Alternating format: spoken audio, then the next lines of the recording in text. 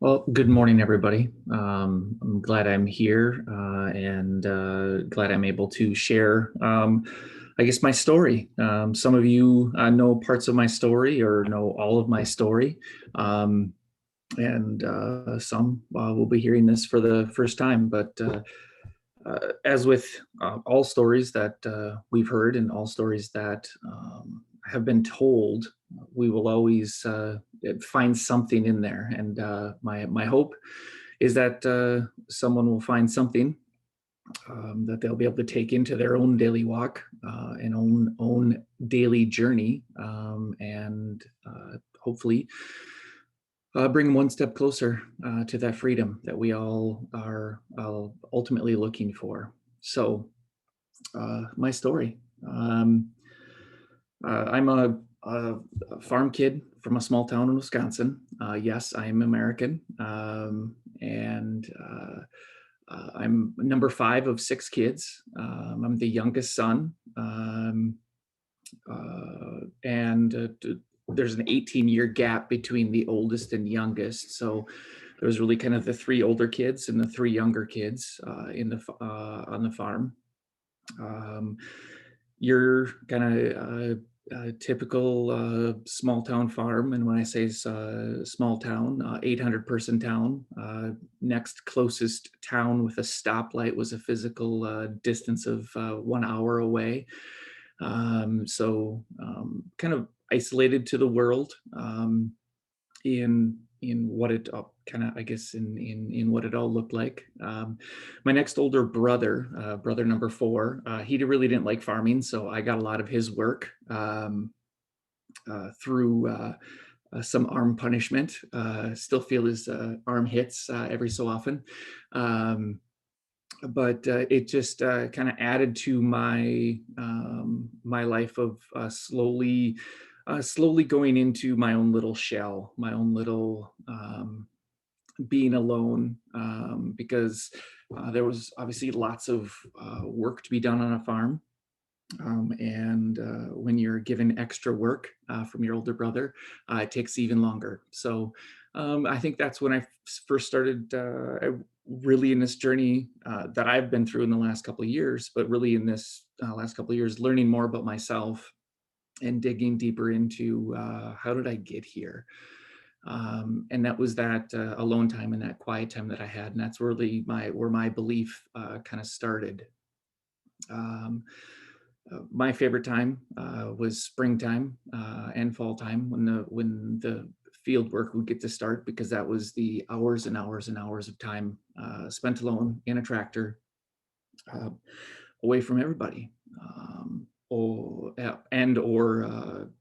walking the fence line, checking the fence after storms. It was a 300-acre farm, so there was lots to roam and lots of places to go and I guess really just be alone, ponder what was happening. Um, um, in school, I was always kind of shy, always kind of really wanting to be accepted. As Dave said, tall, so I stuck out. That's the one thing people don't realize about tall people. You stick out, and everyone tells you you do, and the last thing you want to do is stick out. So that was also I think a piece that helped bury me deeper. Didn't really have many friends. Didn't really want many, because I've learned at an early age, work satisfied me, and work really drove me. It really drove me to because I could really find myself in my work. It gave me I guess, the satisfaction of of really being being able to accomplish something.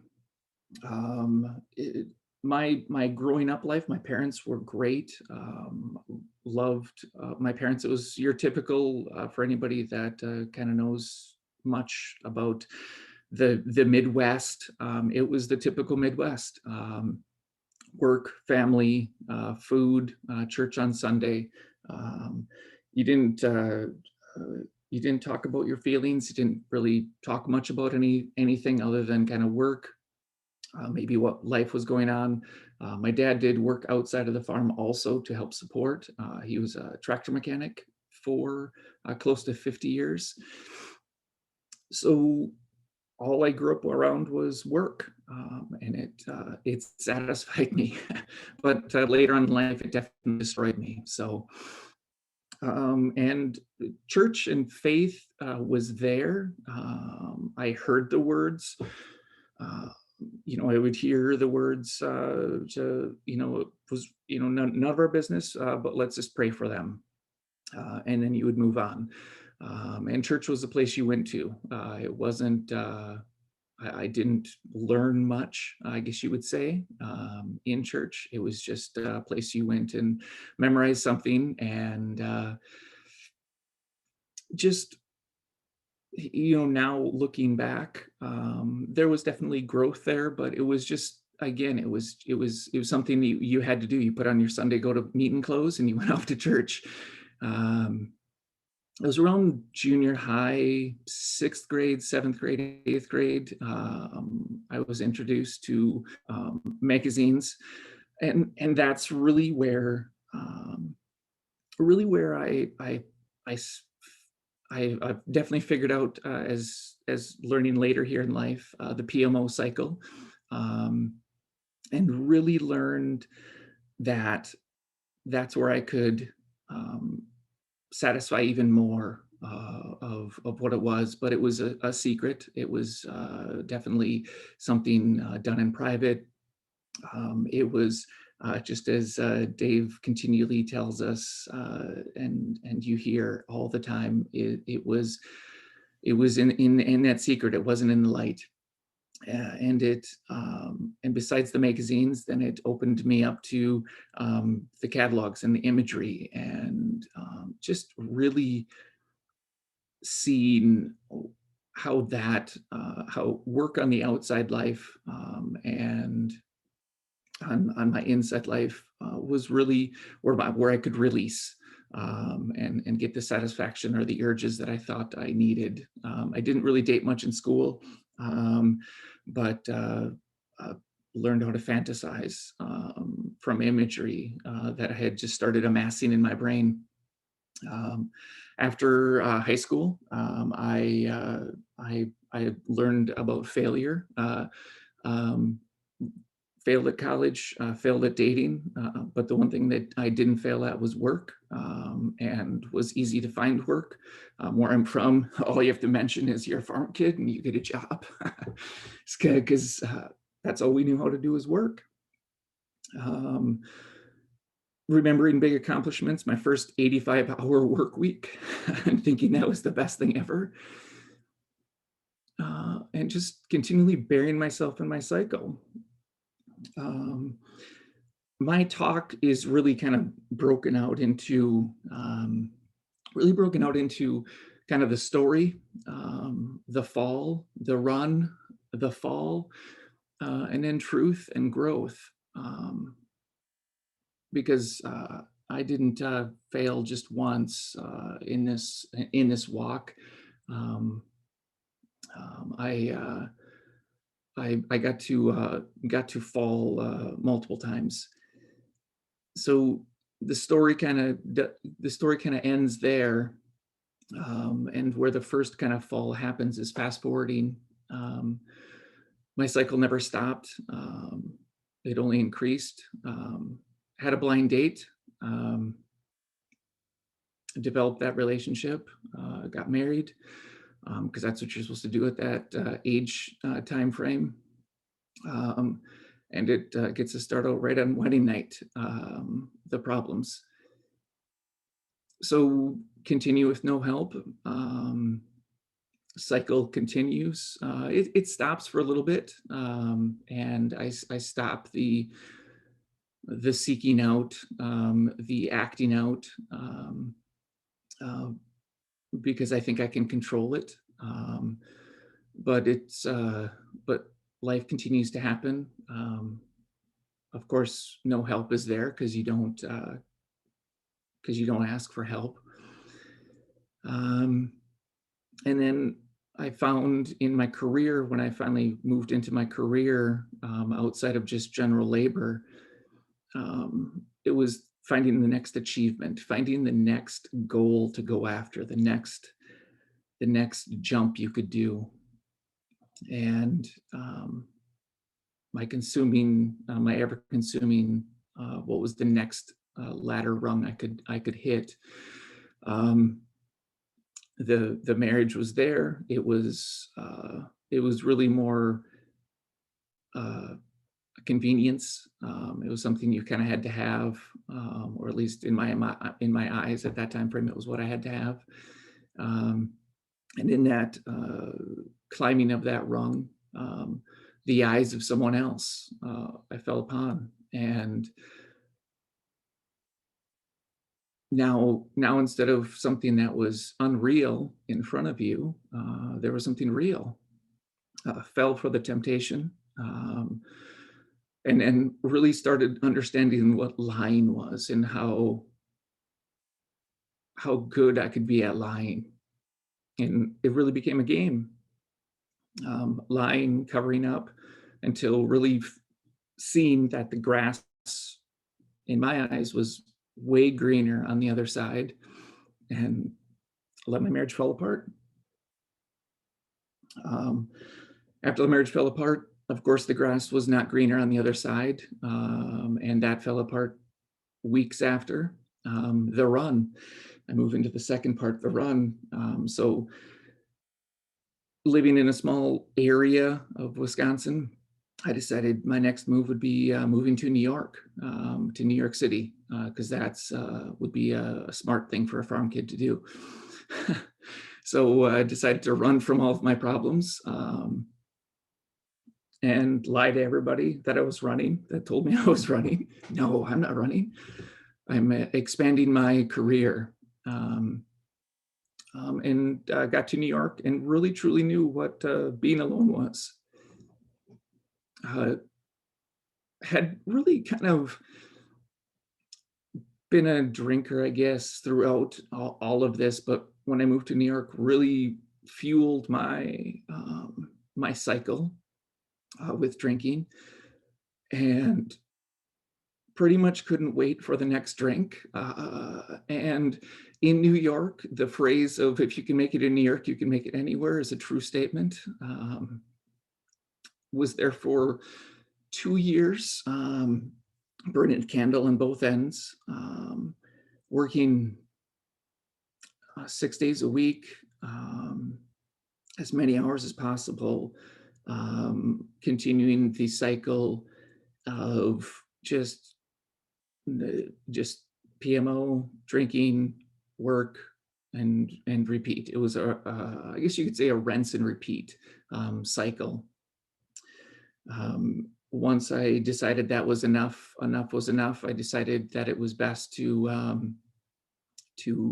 kind of come back to Wisconsin, in tow with a girlfriend at the time, and again decided that it was time to slow down the drinking, slow down my cycle, thinking I had it under control. Um, but my second the fall happened, and coming back, uh, besides work, I then found travel within my work, so I could again run without having to run too far, and live on the road for weeks on end.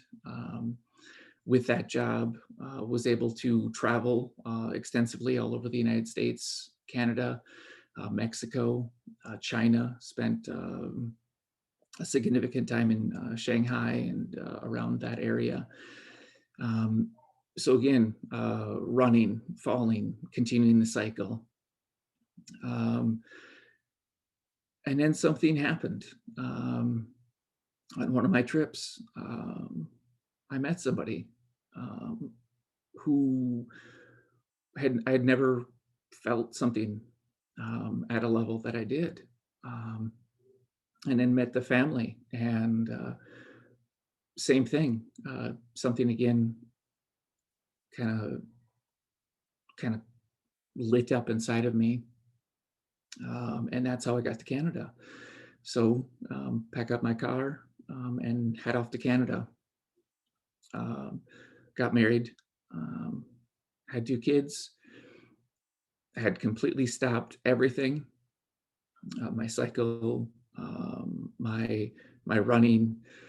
Um, with any good baggage, it catches up with you. Um, and I guess coming into the second half of life, the second half of the dash, I really started, I guess you could say, having a midlife crisis of what was I looking for? Because work was becoming all consuming again. My family took the the the back burner. My cycle started up again, and I continued to fight the urge, because there was a calling inside of me. I could feel it, um, but I kept fighting that urge because the cycle was the easiest thing to go back to. The work was satisfying, but it was also driving me away. It was driving a wedge between myself and my wife, my family here, um, my kids. And I ran across a notepad of writings I was doing in New York. New York is when I did discover journaling and the power of journaling, um, and what writing did for me. Getting out all those feelings on paper and making myself feel just a little bit better. And I ran across some scribbles and some writing and something I had read, um, and kind of dug into, and it was a quote from Socrates: "The unexamined life is not worth living." And it really intrigued me to start thinking, well, I'm not examining my life, and is this the life I want? And it really kind of started giving me the searching, not in the beginning stages, not the searching I should have gone after, um, because the worldly search was really the only search I ever knew. Um, I knew faith was there.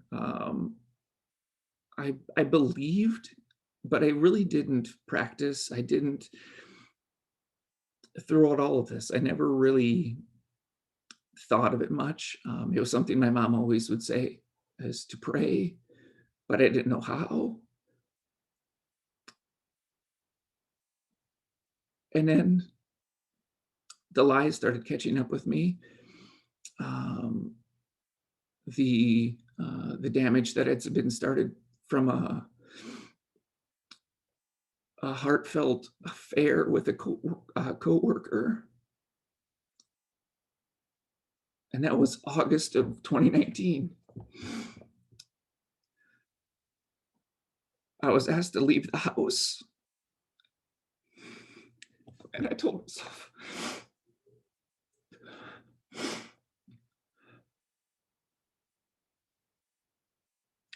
sorry, I thought I could get through this without crying, because just it's not of pain, it's of knowing that I never want to go back there, because September 1st of 2019, I went back to church. Uh, I had been I had been kicked out of the house, and I decided the only thing that I could do was go to church. And that was the moment I placed my hope in God. Um, September 1st, I heard a sermon. Yahweh knows me. Place your hope in God. And that was when I knew everything I had searched for 40 plus years came down to a simple phrase: place your hope in God. I left church just completely broken. really not knowing what to do. I had started seeing some counselors before Dr. Dave, and went back the next Sunday, accepted Jesus into my heart, left church, and the first song I heard was "Fear is a Liar" by Zach Williams, and it summed up my entire life of my beliefs. Because I learned something with belief is my belief with hidden within the word belief is the word lie. And I had been lying to myself for so long and running for so long.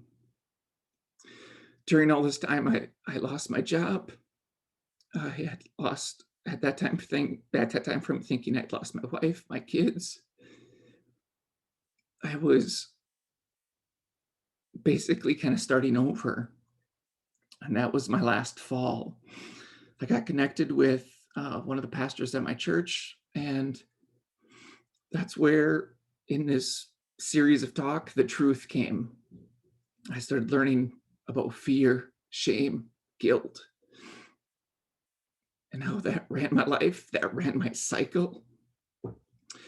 Um, because the fear of finding out and people finding out, the shame that that would do, the guilt. Um, then I finally really decided to dive in and work with Dr. Dave, who was unbelievably requested by my wife at the time to go see him. And that's when I started learning that an ever important thing that Dave talks about is anchoring truths uh, that Jesus has for me. And the hardest one, the addiction. Hearing about the damage that the addiction has done, because I thought at the time when I first started that it was something that would be easy to take care of, but understanding that the addiction, how deep that had run. And then that's when the rebuild started. 3 lie detector tests, learning about myself, learning I'm not alone anymore, starting to feel like there is hope. My faith in Jesus, and he was there the entire time I was there, and then meeting the as I like to call it, the OG6, Chris, Brian, Hans, Ryan, Victor, and Spencer. Um, uh, Walking into Dr. Dave's office at 6 o'clock or 6:15 in the morning for the first time and meeting those 6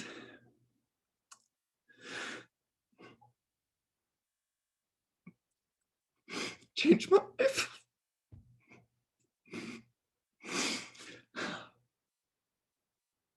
Because I wouldn't be here right now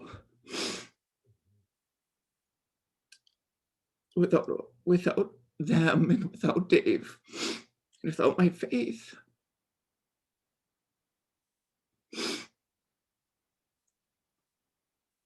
I wouldn't be here right now. And I really didn't think I was gonna be overcome with the emotions that I had this morning, because I, in Erik fashion, wrote all this out last night between about 9:30 and 10:30. Because I just go with it. I don't really plan that much, much to my wife's dismay. Um, because I really wanted to put emphasis the word hope for those guys that are just starting out, those guys that are just in it right now. Um, that God doesn't waste the pain. The pain is there to stay in my lane. Um, uh, I learned to journal again, but this time the journaling was through just learning the simple things.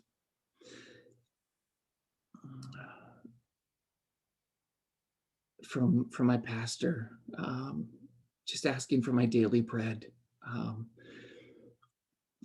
learning about my faith and really being on fire for my faith and learning what the walk is all about. And that my hope is there because as I as I move through all of this, I also learned that my 2020 words of the year were gratitude and joy.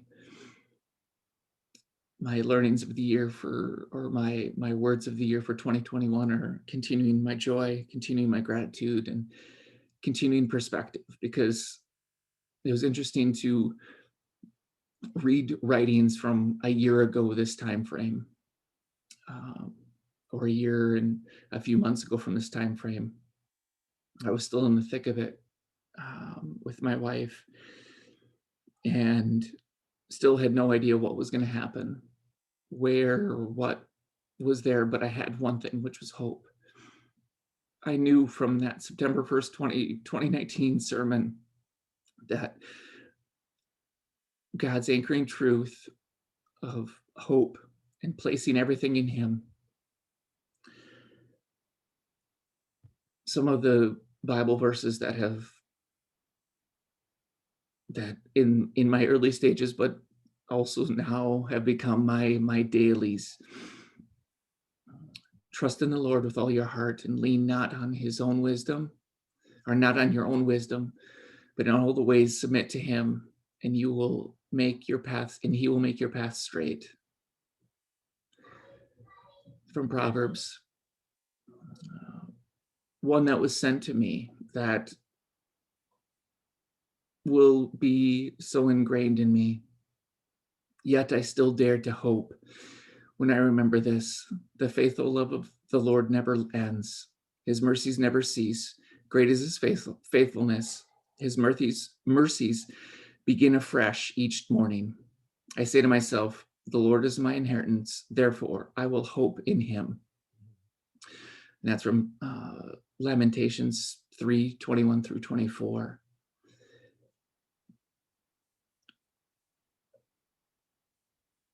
In my last stage of my growth is the really the coming of what all of this is. Because not just 2 short years ago, I was asked to leave the house.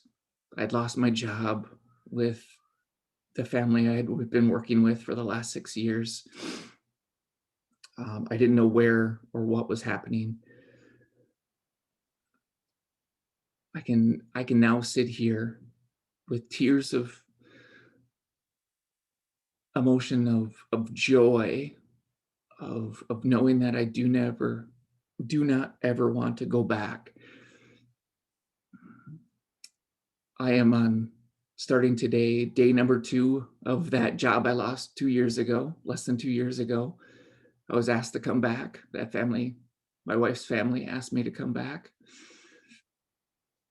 I'm sitting here with a wife that supports me, that has accepted me. I have kids that love me. And I have repried towards my life that work is meaningless, and that my faith, my family are the main 2 focuses in my life. My growth in my daily readings and in my thoughts, my changing of my belief, those lies that were inside of my own belief, things that I continue on with my daily walk, my daily disciplines.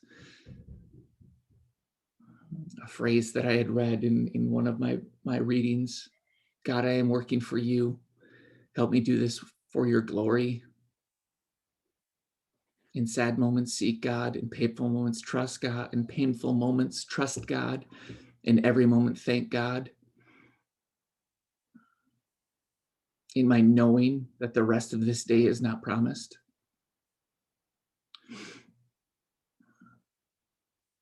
A quote or a phrase from Billy Graham in learning about prayer. Prayer is an act of faith. Just by praying to God, you are declaring your trust in someone other than yourself. because trust was a huge piece for me, because all I ever knew was work, and work is what I could trust. And now knowing that that was really just a lie I told myself, and a lie that was whispered in my ear over and over and over, because truly learning and re-listening to the song and basically memorizing the words that were in the song of "Fear is a liar," because learning that my fear is what drove me. Uh, Learning to talk to my wife, to not hide my feelings, and learning that that fear that I thought about talking to my wife about my feelings is now, hey, this is what I'm feeling. And actually,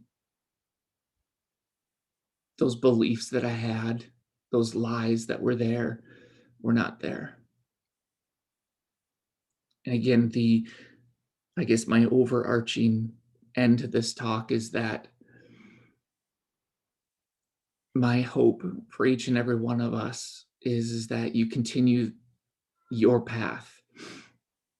I learned early on not to compare myself to anyone else, because we are, each and every one of these squares I'm looking at right now, you're all in a different walk. You're all in a different step. We don't know, and I'm completely okay with it now, knowing what that path ahead of me looks like. But I do know that my trust and my hope is in God, and that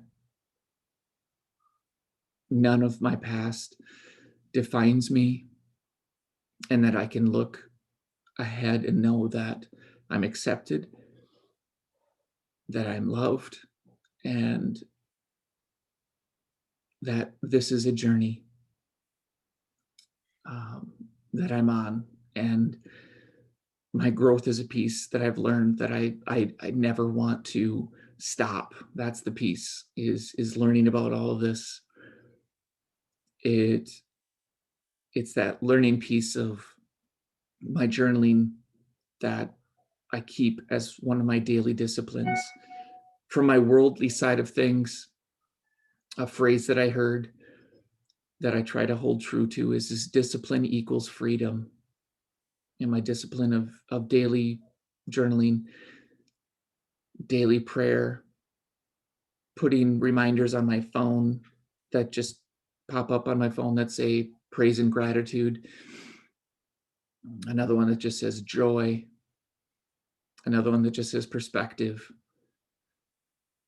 so that I can continue to grow and continually know that I have the hope and I have this the strength from God and from Jesus, that I will continue to grow. I'll continue to move on, because in everything, as I read some of my Bible, my daily Bible verses that I read, and the peace of God which transcends all understanding will guard your hearts and guard your minds in Jesus Christ. Not that I have already obtained all of this or already arrived at my goals, but I press on to take hold of that for which Jesus Christ took hold of me. Brothers and sisters, I do not consider myself yet to have taken hold of it, but one thing I do, forgetting what is behind and straining towards what is ahead, I press on towards the goal to win the prize for which God has called me heavenward in Christ Jesus. Philippians 3:12-14. And that's where Dave's lean forward really stuck for me, is to fall forward. Um, and the past is there, but my future is so much brighter leaning forward. I have multiple other verses that I have, but those are the kind of my main four that I've read daily and that I've really stuck to when my beliefs have snuck back into my head, when my thought of my ego, when I think I can do it on my own, um, that's when I go back to those anchoring truths of knowing that it's not me, and that I need someone to call. I need something to read, and always going back to my anchoring truths. And I thank Dave for that, and my wife and I both thank Dave for that.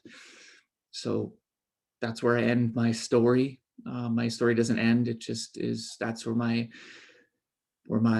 sharing ends, is that I'm in my growth stage, and that's where I continue to stay, continually growing, continue learning, and continuing to fall forward. So thank you for listening. Thank you for putting up with some of my emotions. And as Dave knows, I'm a pretty emotional guy. So with that, I thank you guys. Good talk.